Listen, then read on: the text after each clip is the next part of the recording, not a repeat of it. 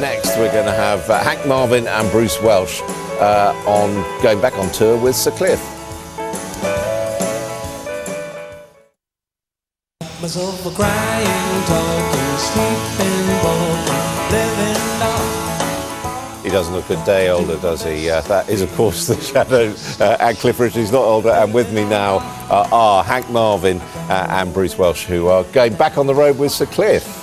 Yes, indeed we are. Yes, he's just warming up for it right now, as you can see. Yeah, I mean, he does still pretty much look the same, doesn't he? Oh, it's brilliant. It's the drugs. It's drugs, yeah.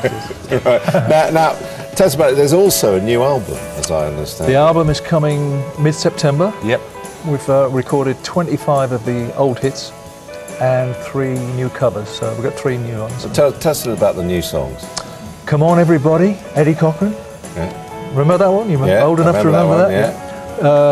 Sea Cruise and Singing the Blues. So there's no new original material? No. Why is that? Well, the idea was to obviously have bonus tracks on one, but 2, to keep it within the context of the rest of the album, which is all, a remake of the early Cliff and the Shads hits from the late 50s through to the mid 60s. So we wanted to keep it in the mood. In the mood, yeah. And, I mean, I guess you must be getting original fans, children, and in some cases grandchildren coming to the concerts now. We hope so.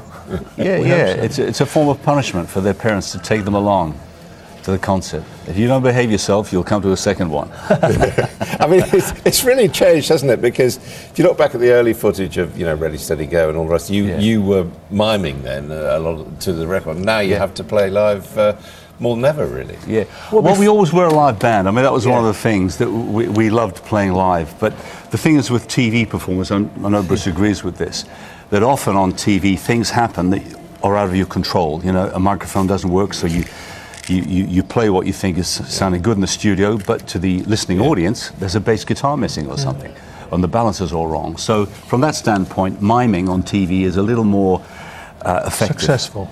But in a sense, what's happened is you've had your revenge on the recording industry, because you started out, as you say, live, and now you're back again. Yeah, back live. Live in a big way. I mean, the tour we're doing is, because most of these venues we're playing, which are really O2 Centre, places like that. Well, they weren't built, of course, when we started, 50 odd years ago.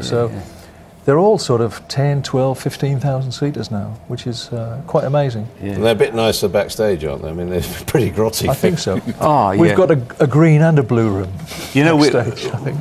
Banani 59, when we were first on tour, we played a lot of the old variety theatres. Yeah. And we got in one place, a second string variety theatre that some promoter booked us into. And literally, the dressing rooms were so damp, there were fish jumping. But one thing we do know is this is it for Cliff and the Shadows. You're doing a final concert for Great Ormond Street, and that's it. Yeah. We're going into Europe. Yeah. We are going into Europe. We've added extra concerts in the UK. I think there's another Wembley concert, Belfast, Glasgow, Sheffield, places like this. They're extra concerts because the others sold very quickly. And why have you decided to say this is it finally? Because it's 50 years. I mean, Hank and I will be 68. Cliff's 69. And Brian, our drummer's nearly 70. I mean, there comes a time when you maybe have to... But, being with Cliff Richard, it will wipe 10 years off both your lives, I think.